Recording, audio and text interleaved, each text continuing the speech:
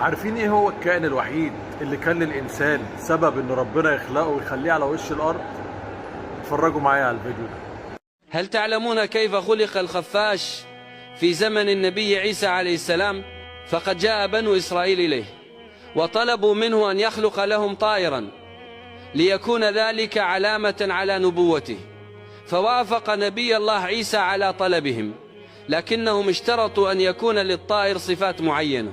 قالوا له: نريد طائرا يطير بلا ريش، ويلد ولا يبيض، ويحيض كما تحيض النساء، ولا يطير في النهار بل يطير في الليل وينام في النهار، ولا ينام مثل سائر الطيور بل ينام مقلوبا، ويكون له أسنان بدل المنقار، ويضحك كالبشر، ولا تكون فيه عظام، ولا يبصر شيئا إلا قبيل الغروب.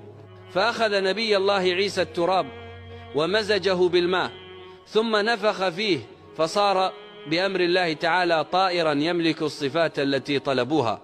فآمن بعضهم في الحال، أما الآخرون فكذبوا نبوته.